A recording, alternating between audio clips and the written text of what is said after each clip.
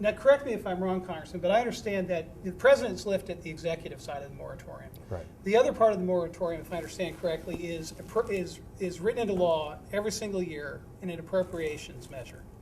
And that appropriations measure every year expires with the end of the fiscal year on September 30th. Right.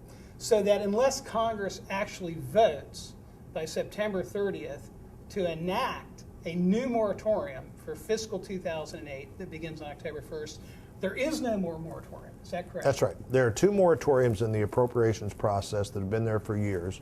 One is in the deep water drilling, coastal drilling, and two are in oil shale in the West. And both of those expire on September the 30th.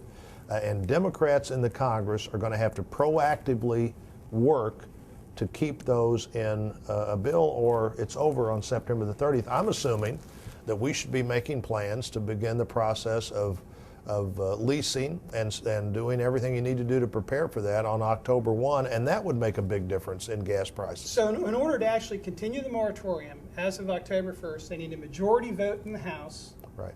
under Nancy Pelosi. Then they need to get at least 60 votes under Harry Reid in the Senate if somebody in the Senate decides to filibuster that bill. If somebody in the Senate protests, but certainly at the very least they need a majority in the House, a majority in the Senate, and a bill that the president would sign. That's right. They also need the signature of the Republican president of the United States. Right.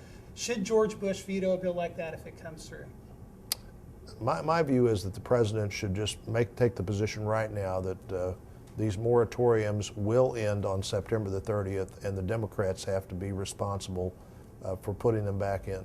The Democrats wouldn't be responsible, Congressman. With all due respect, President Bush is going President Bush would have to sign the moratorium into law for it to exist. And I don't think he should do that. He should not do that. He should not do that. So if a bill passes Congress that has that moratorium, your belief is President Bush, your advice to him is President veto that bill. That's right. Okay. And my advice to him today would be start the process up right now for what we do on October 1 when this moratorium is ended, and move forward assuming that there will be no moratorium after September the 30th. You would tell him to instruct those people in the Interior Department who are responsible for administering these leases for the offshore oil and the shale oil to begin the process of getting ready so that October 1st he can sell a lease. I would. And you would go ahead and sell those leases. You would say, let's do it, let's move ahead. Well, after October 1st, when there's no moratorium, people, the studies are there, the resources there. We know you can safely go after it. The American people are hurting. We need to do whatever's necessary, just like Republican members are now coming back to Washington to keep talking about this issue on the floor to get this done. And unless that bill is passed and signed by the President, there's absolutely no legal impediment to the Department of Interior under President Bush letting those leases go. That's right. Would you expect the Democrats to file lawsuits to prevent those leases? Well, we have lawsuits. One of the reasons that the drilling is such a challenge now, we've changed the law in recent years to where there's much more opportunity to get an oil lease, but the lawsuits have gone up in the last 7 years 718%.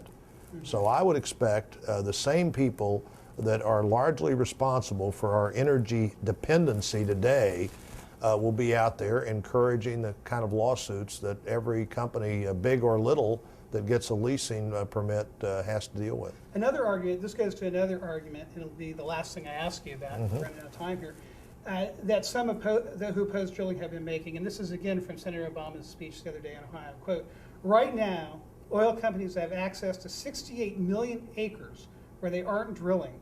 So we should start by giving them a choice. Use the land you have or give up your leases to someone who will, unquote. What is Senator Obama talking about? Where are these 68 million acres and why aren't these oil Well, there's companies 700 million acres of public lands. At this moment, about a tenth of it is available for exploration.